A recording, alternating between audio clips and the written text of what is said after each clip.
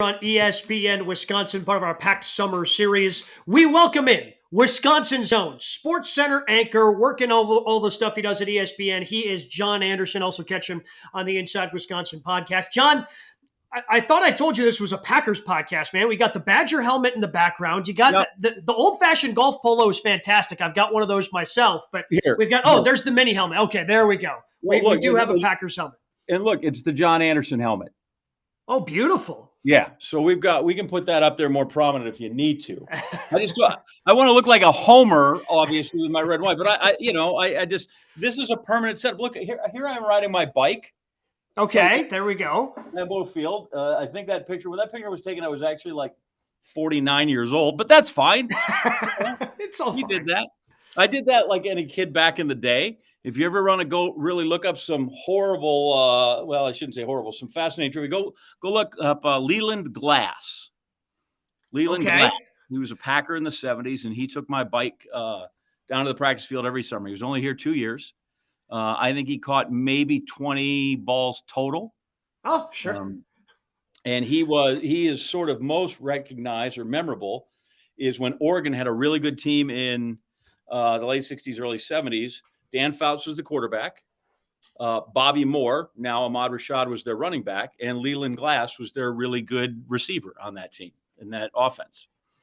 And he played two seasons here and undistinguished and may have caught one touchdown pass. But that's my guy. That was your guy as a kid. And the one good news, I guess, if you're a Packers fan looking to go up there this summer, there are a lot of young faces that you could try to attach yourself to because there are a lot of young players. I believe only 3 players currently over the age of 30 on the Packers roster. Let's go ahead and start with this offseason because I feel like we've breezed past and we've transitioned, maybe because we've been through this before, transitioned very quickly into the Jordan Love era and focusing on him and everything going on with the OTAs and this week with mandatory minicamp. But when you take kind of the step back and the 10,000-foot view, if you could, what have you thought of the Packers offseason? I guess I would say I am pleased with what they have done. You finally have come to a resolution on the most important question, which was, what are you going to do at quarterback and Aaron Rodgers? And very much like Brett, they eventually crossed the Rubicon, and there we are. And so now the big part is, can you block out the noise of every day Aaron talks to somebody, where before you couldn't find him? Every day now he's available apparently for the New York media, or you can find him at the Tonys or wherever he is. But I am glad they at least they have that settled. So now you can push forward. Like, I think that is number one. We'll wait and see if they made the right decision. I think it's okay at some point, right? I don't want anybody on my team that just really doesn't want to be here anymore. And I can remember a track coach telling me one time about recruiting. He's like, if you really got to beg them to come, then at some point you're going to have to beg them to stay.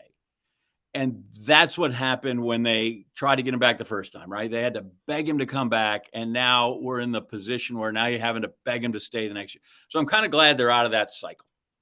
Hopefully Love's great. I don't know if he's going to be as good as 12, but at least you've got some place that you're clean and we can move that on. It's not a hovering question for 52 more weeks in the coming year.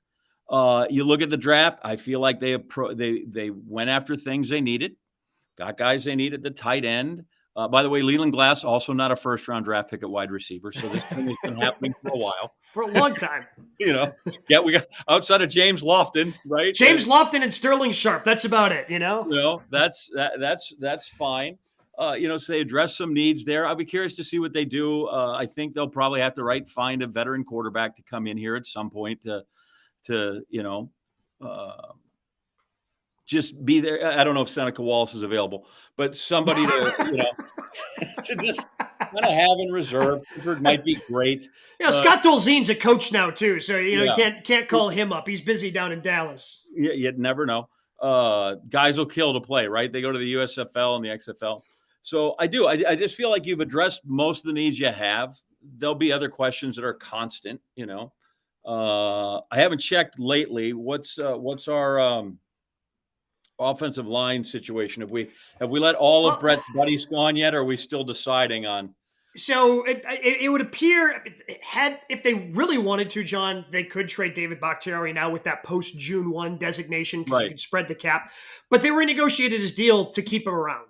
Good. And from all the reporting that I've understood, whether it's been from our guy Jason Wilde here at ESPN Milwaukee and Madison, it seems that the two spots on the left side with Bakhtiari at left tackle and Elton Jenkins at left guard, those are Mhm. decided. Everything else is kind of up for grabs.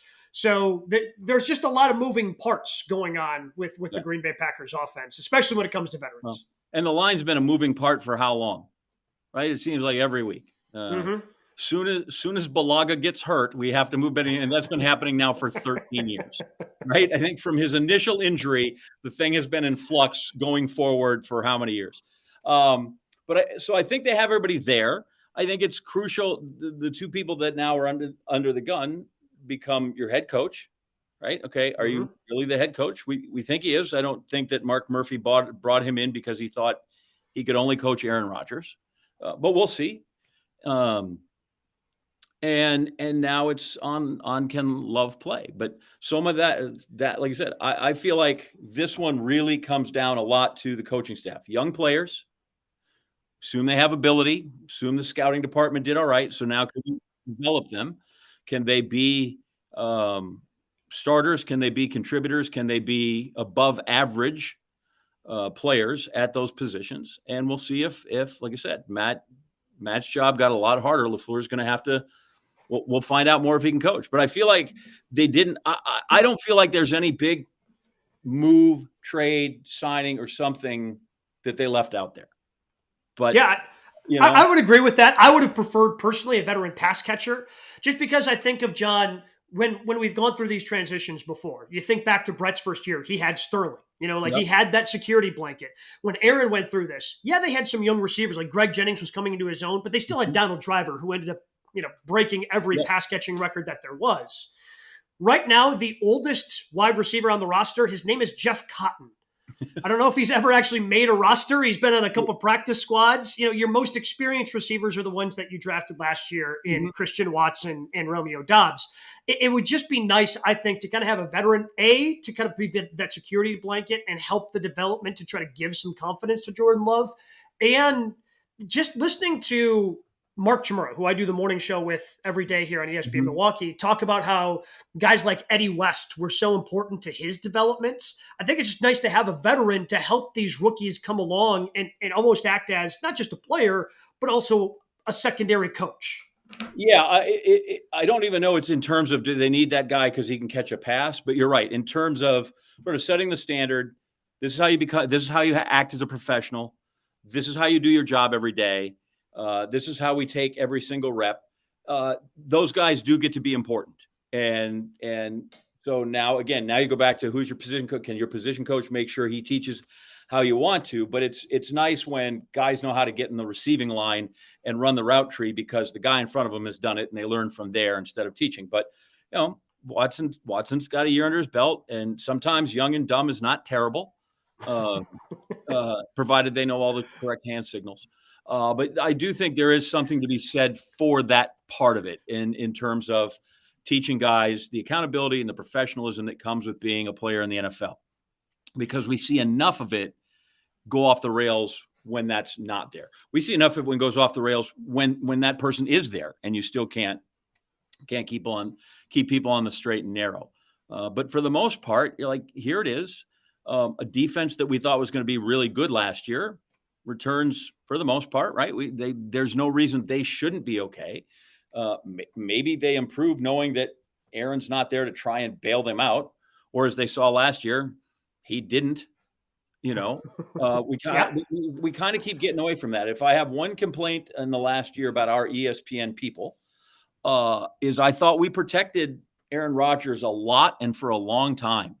And nobody ever I am not in any way suggesting the guy's washed. But I think there were a lot of times where he played really poorly. And let's go to the film. Oh, this block was not excused. Oh, this guy cut off his route a little bit short. Okay, I think if we went back and looked even at his heyday, there were a lot of those things happening. And he managed to cover for them. So, and nobody last year really wanted to just come out and say, you know what, there were games where Aaron stunk. which is okay. I think you can say that. I think there were times he said I didn't play well, I'd still in that situation last year, much rather have him than not have him. But there Mhm. were times that he didn't throw for 300 yards at all in a game last year. He did not play great. I don't know why. Like I, like I've said it a couple times, lightning has not struck me.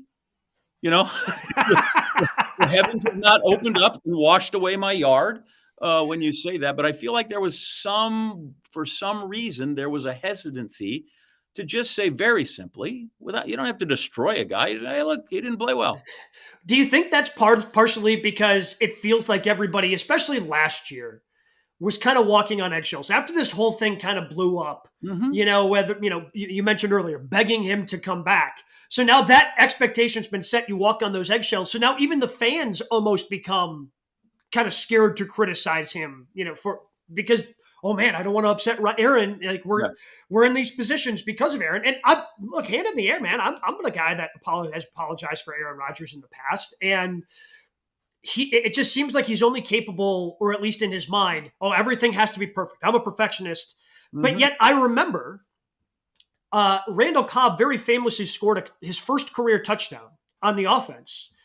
His rookie year, first game of the year. Packers are playing the Saints on that Thursday night game. He ran the wrong route. And like afterwards, everybody was talking about how Randall ran the wrong route, but Aaron threw it to him anyways, and he ended up scoring a touchdown, So clearly Aaron has had some flexibility in the past. Maybe he was trying to prove a point. I don't know what it was, but yes, to your point, I think there is a way to have flexibility. But I guess we don't have to worry about that anymore. And that's why they've been best friends ever since. They walked off arm in arm in the end of that thing is because he did that for him. Yeah, I do. I think I'm not sure cloud's the right word, but that energy was constantly around that team. There was no way to get around it. And it got worse too. I don't know if you picked up on this or if people have, maybe it's just me, is it sort of then perpetuated itself. Because where it used to be, if there was a ball that was overthrown or an incompletion, you just showed the coach on the sideline or the fans or the guy. Then now, in the last year, every time there was an incompletion, immediately was a cutaway of Aaron, right? Yep. They went right back to the shot of Aaron to see if he was disgusted, to see if he rolled his eyes, to see if he. So even that permeated everything, even on broadcast, right? There was no simple just incompletion. There was no simple, hey, on occasion he just threw it away.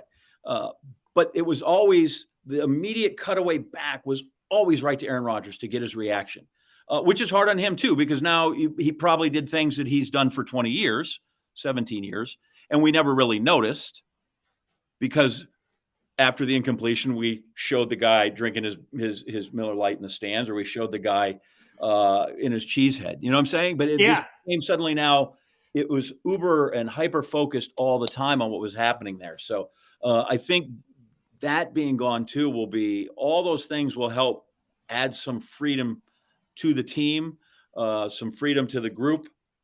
Does it translate to wins? I don't know. We can go through the division later. I don't know that the Bears are really better than the Packers yet.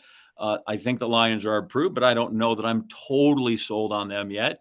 The Vikings, I'll never be totally sold on. Attaboy. So I think that there's certainly, some more parity and some, crapshoot in that division. But I don't know that I'm in a position here where I go, oh, woe is me for the Packers. They don't have Aaron. They have young receivers. The defense was not what it's supposed to be.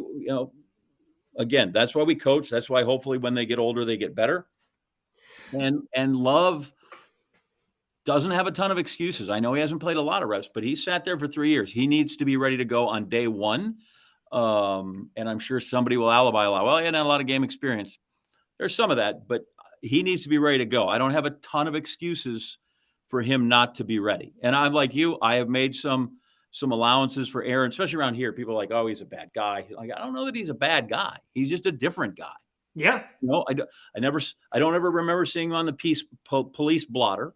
I don't remember seeing him in white collar crime insider trading. So I don't know that he's a bad guy. He's just totally different. I wrote a piece when he left. I don't know if you saw it.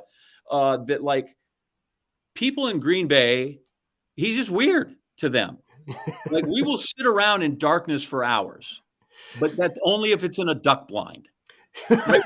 We won't purposely go for If you have the shotgun next to you, then it's for a okay. tree stand, but we're Yeah. not going specifically just to be there. So, like I said, we're not against that. We just do it in a very different way and have a very different view of what darkness retreats mean.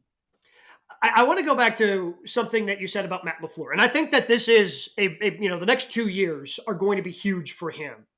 But I feel like the job is just different now. I don't want to say, oh, now we're going to find out if he's a really good coach, because I think the last 4 years he has been a pretty good coach. The job is just different. When he came in, he had Aaron Rodgers, he had Devontae Adams, he had these things, and he was the coach. And I know you don't want to give him a ton of credit because a lot of it goes to Aaron for being the MVP. But the last 2 years under Mike McCarthy, Aaron was slipping a little bit. Like his first year with, LaFleur wasn't star-spangled awesome. And then he has back-to-back MVPs. And I think LaFleur deserves at least a little bit of credit there of finding a way to morph his offense into what Aaron wanted to do. Now it's a completely different job. What he's doing, what he was originally hired to do, and now what the job is going to be. But I don't want to make it seem like, oh, just because he had Aaron Rodgers, he just covered up everything that Matt LaFleur. I think LaFleur had a part of the Packers' success. Now the job's just different because you don't have that veteran 4-time MVP at QB.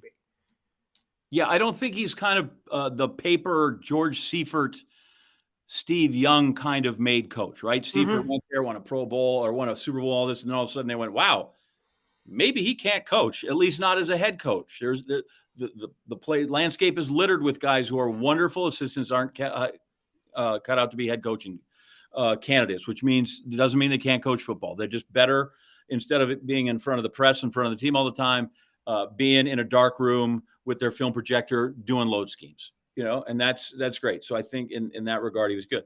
And I don't mean in any way, shape, or form that what happened with LaFleur in his first few years was strictly on Aaron. But I do have questions in that, okay, now he is gone. Like you said, that's a simple one. And I have questions about, because anymore, X's and O's are certainly a part of it. But there hasn't been anything really new invented in football since the forward pass, and that goes back a long ways. So you can out-scheme people here and there and be really smart once in a while, but we see it all the time. You come out of the locker room, and the scripted pages come out, and you out-scheme people, right? And how many times do guys just, offense or defense, the Packers or the other side, score in that first possession because they know. And then everybody and suddenly that looked like the easiest 7 points you'll ever get, and we're just going to get 500 yards offense. People make adjustments. The biggest thing that bothers me is the way the last 3 seasons have ended on your home field. And if I'm a coach anymore, X's and O's are one thing. How do you motivate your guys? How do you have them ready to play? How do you have them to go in the biggest games?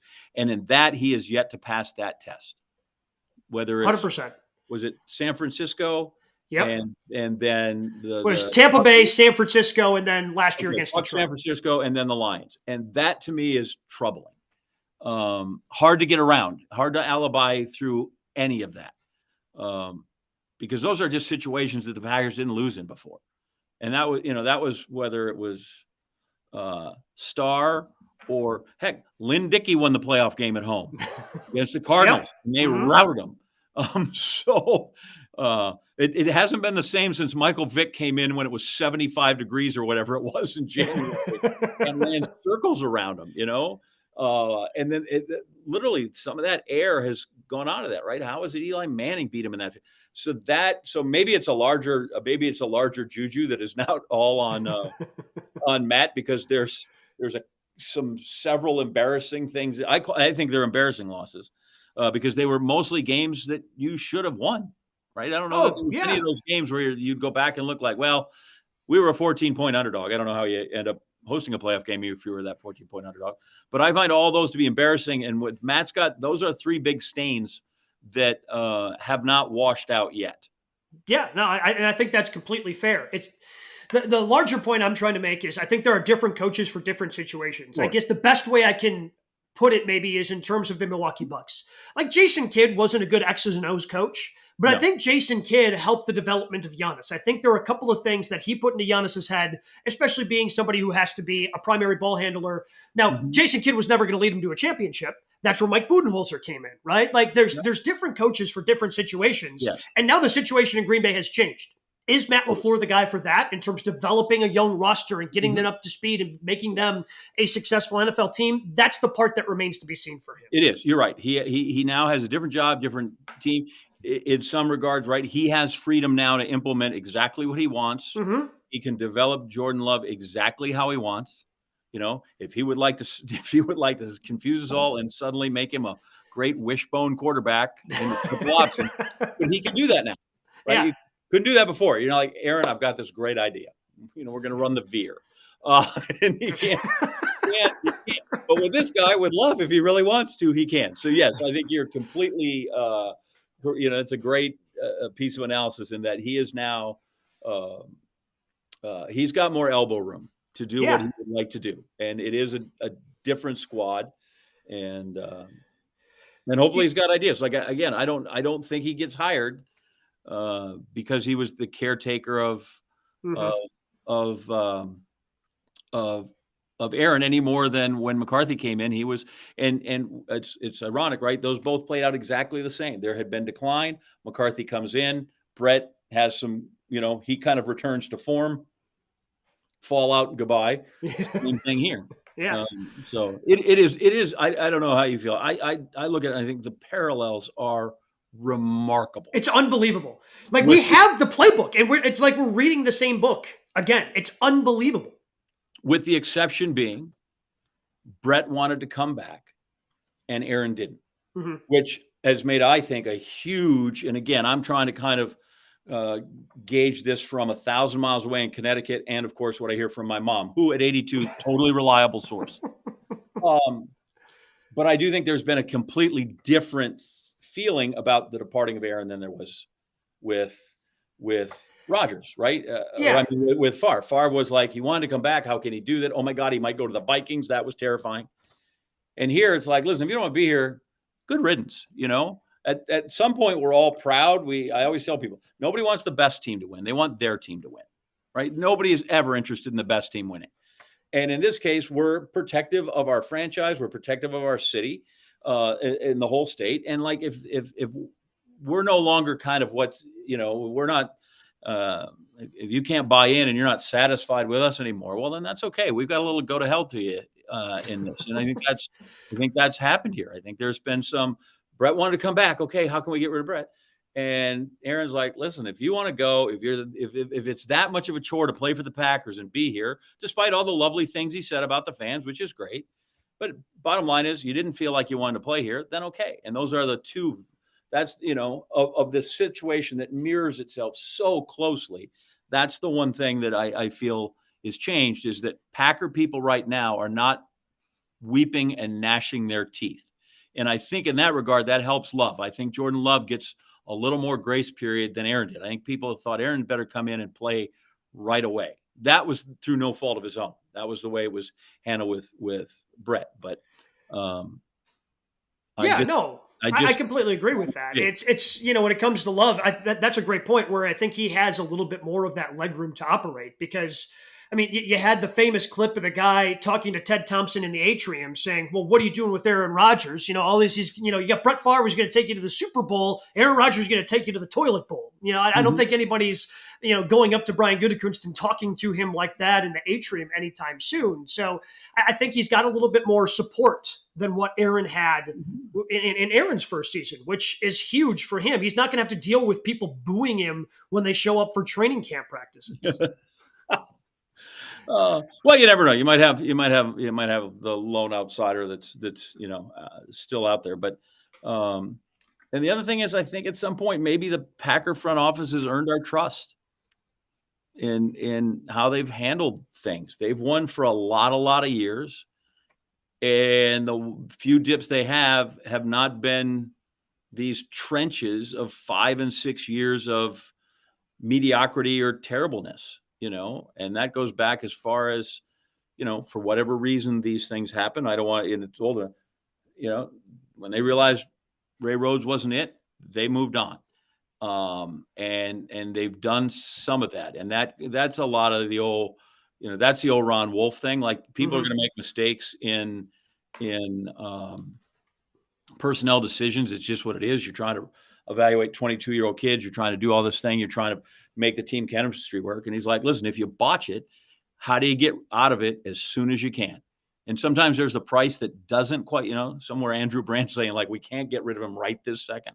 But for the most part, that's the old Ron Wolf thing, man. Once it's gone bad, if it's not right, get rid of it as soon as you can. And so it's kind of like Brett, right? Like, let's trade him now for all the pick. Let's take the cap hit here and all right now, rather than spread it out in 2 years. A lot of people, it'll be cheaper. Okay, but you're still hanging with all the dead money. I'd rather get rid of it this year, and now you can push forward and cut it out as quickly as you can.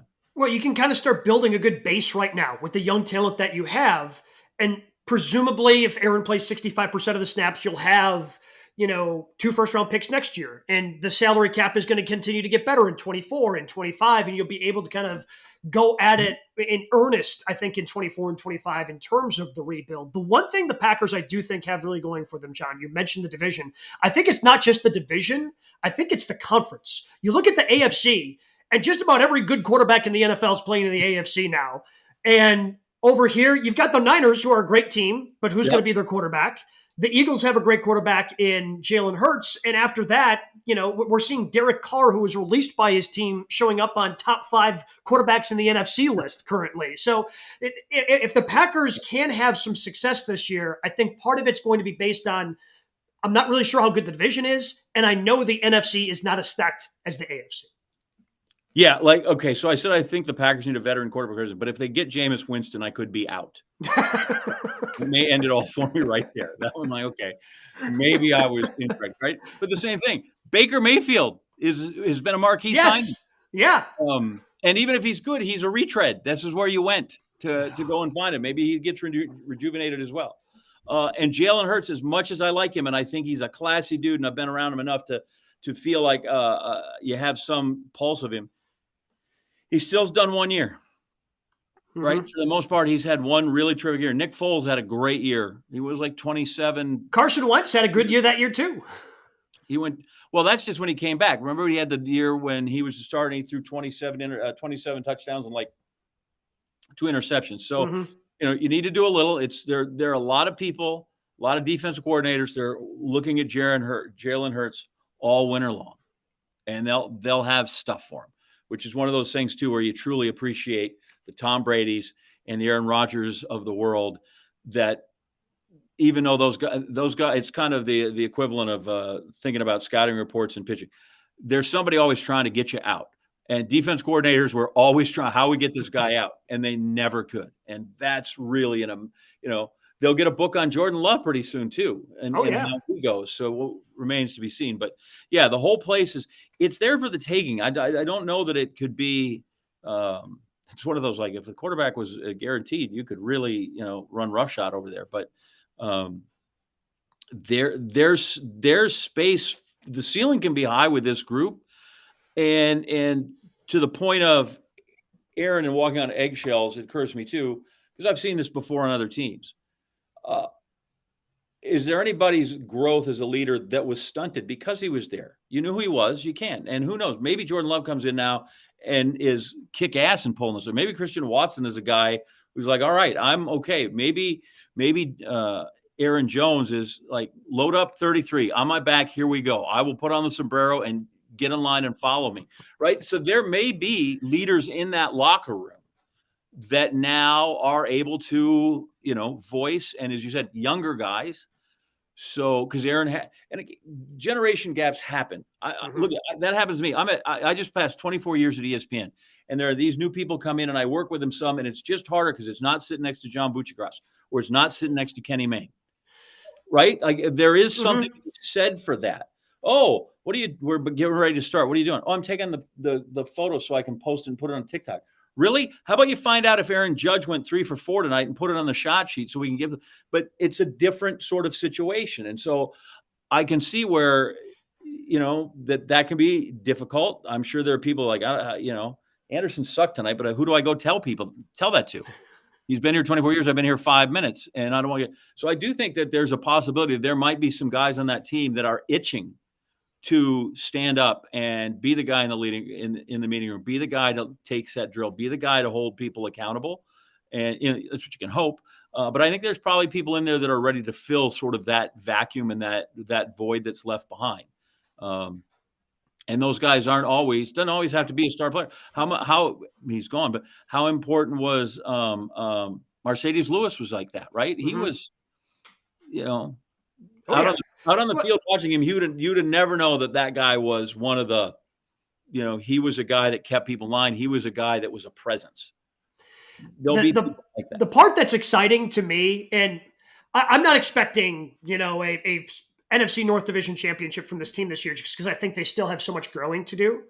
But I think of, again, going back to Brett when he first came in, and he was able to grow with Mark Chmura and Robert Brooks, and when they added Antonio Freeman, and then you had this core for like 4 years that was really fun to watch. Same thing with Aaron. Yes, he had Donald Driver, but then, here comes Greg Jennings, here comes Jordy Nelson, here comes James Jones, and they have this core that they then can go forward with.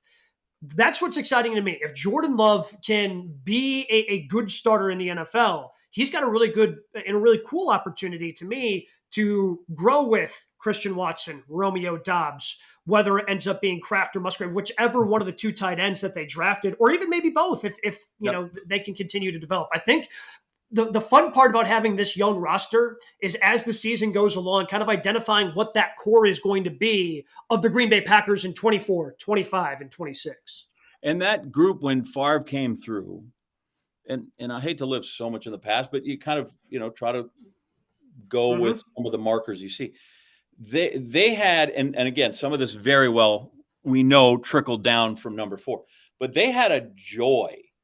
Yes. And a fun about them that was playing that I don't know that I've seen in the last couple of years. Yep. And if you get that group of young guys that are like, hey, we're 24, 25, and we're really good, let's go. And I do think they were sometimes almost sort of clinical in the last couple years. And that was one thing, even till they left. The Favre team was not. Sometimes, they managed to buckle down because you had people, Ron Wolf said on defense, as much as people talked about Reggie White, that was Leroy Butler's locker room. But they played with a joy. They played with a sense of fun that I don't think that team has played with the last couple of years. No, and I think you saw that joy when Aaron first came through. Like, again, it started with, and everybody has done it since, but it started with the championship belt that Rodgers would do, that celebration that he did when he was, running scout team and had guys, Ruvel Martin ended up not developing into a big-time wide receiver, but he had really good relationships with Jordy, with James, with, we've mentioned Randall Cobb. And when those guys are there, you could see that joy as they were coming up. I think when you start talking about that generational gap that happens, it's just tough to have that connection and be on that same level, just from the personal standpoint of not only are you excited that you did something cool, but you just threw a touchdown pass to your pal and you're super excited for him too. And I'm just kind of hoping we can get back to some of that as this team starts to grow. Yep. And that then we kind of cycle back to LaFleur to kind of, I don't want to say reestablish the culture, because I think he has the culture he wants, but there can be tweaks to that culture. You're always going to have your core tenets that you want to abide by. But there's chances for him to, encourage some of that with this new group, but this younger set of people that come through. And we've watched enough football that we know when every preseason magazine comes out, they still have magazines, right? They do. Yep. Open them. Because I get my Sports Illustrated online, but all those, my Street and Smith, all those, they're gonna lay it out, and you know what? There's we've got how many divisions? We got our 4 divisions, and 3 of those 14-3 teams aren't gonna be, and 3 of those teams that we think are 6 and 11 aren't gonna be. So all of this is so much a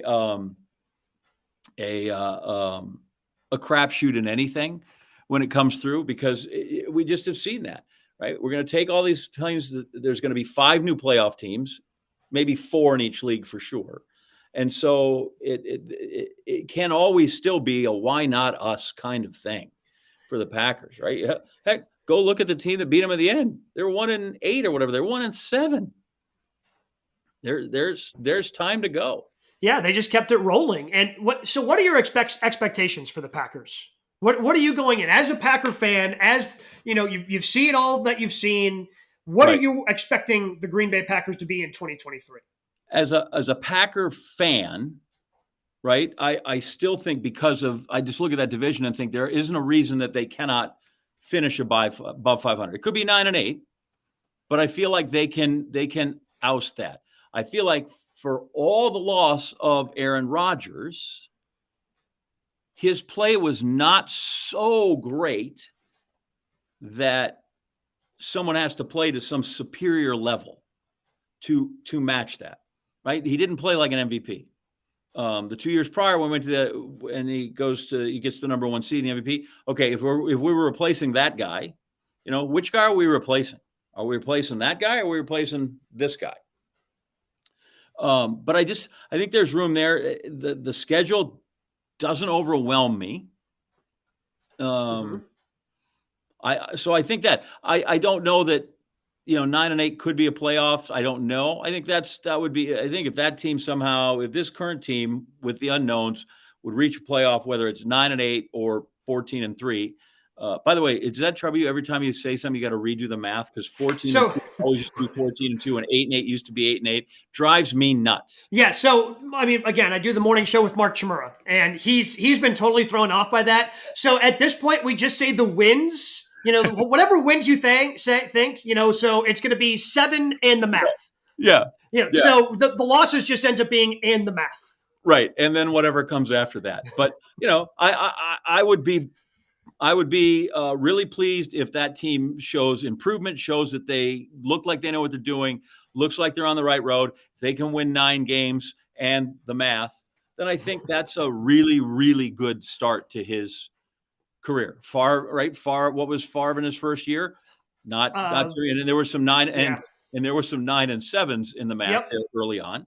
And Aaron's first year was not overwhelming. So 6-10. At the same time, if it becomes 6 or 7 wins, I don't know that I'm ready to climb up and fling myself off a skybox either.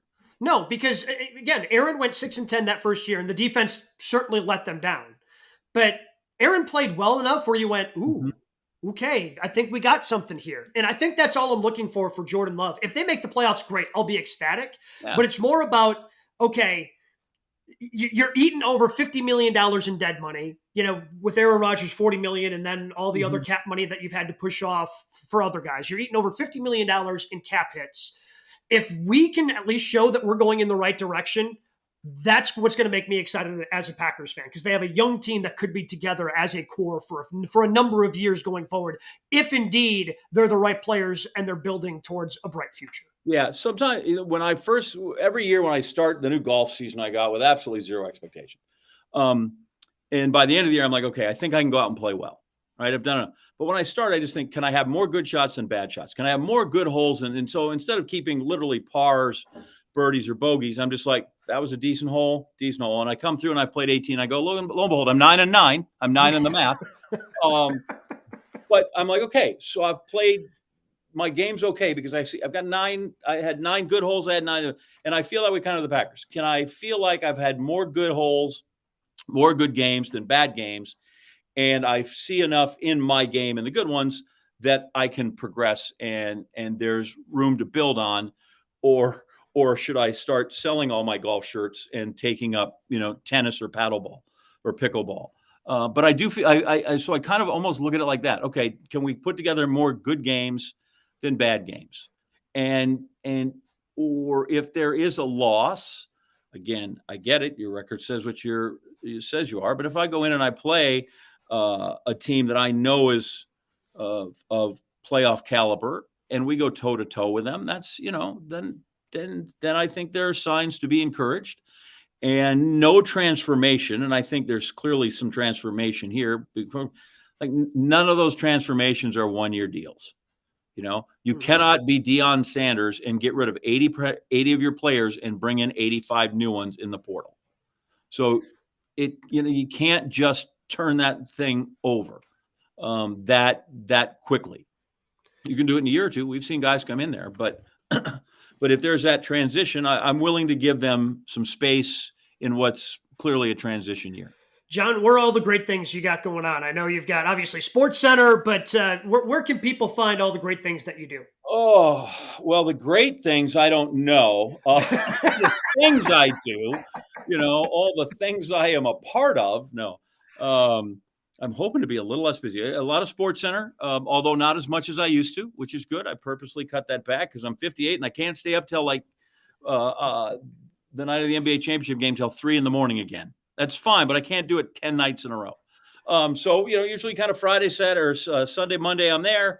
I'm doing Inside Wisconsin with Trevor Thomas. So you can find us there, InsideWisconsin.com and on the YouTube. Who's up there right now? We just did Paul Kaufman, and why is it escaping me who's up there right now? I'm a terrible human being. People can check it out and find it out themselves. Yeah, and then I am, I'm such a good advocate for the show, am I not?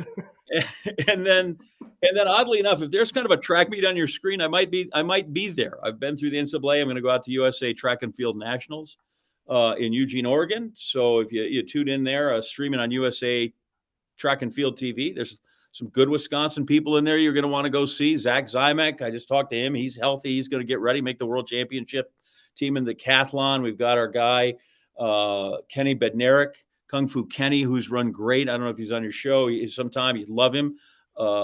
Fantastic. There's a gal that could surprise in the 800. Her name is Roisin Willis, who went to Stevens Point area senior high, which is great because then I get to go on national TV and talk about Spash. By the way, Nicole Briscoe, one of my partners on Sports, her dad went to Spash. Her dad's a Spash guy. She was born, I want to say, in Wausau. She's got a lot of Wisconsin in her. So I'm bouncing around there a bit, and then, by the way, in the next week, if you happen to be on a boat in Alaska, I could be on that with you too. That's a whole different story. Stop by and say hi to John on the boat in Alaska. And then I hope with this time that I might actually find myself at 1265 and see a game. Because the last few years I have not. I went and I saw the game in London, but the last few times, like my wife is like, I know you got to work this weekend. Do you care if my sister and I go to the Cowboy game? So they're back, and so she's like, listen, we got the tickets. I'm not, okay. So she goes home. She goes back and sees more games than I have recently. So well, I'll tell you what, John. If you make your way back to Green Bay this fall, we've got a ticket for the tailgate for you. You can stop by the Tundra Trio right next to Lambeau Field, and we'd love to have you. And if nothing else, pencil me in for the draft in 2025. Okay. So I don't know how far your day calendar goes, day planner, but I'm going to be there for that. Sure, come hell or high water, I'll be there. I'll be there for that. Yeah, that'll be fantastic. Certainly looking forward to that. John, thank you so much for the time. We appreciate it. Know you're a busy guy. Thanks for jumping on Packed Lunch today and helping break down what's been an interesting Packers offseason. Always my pleasure. And next time I'll find a green and gold shirt. Nah, you're fine. Everybody still knows. Everybody still loves that shirt. It's a great golf shirt. I've got one myself. He's John Anderson of ESPN. Thank you so much to him. We'll be back again tomorrow at noon with another edition of Packed Lunch right here on ESPN Wisconsin.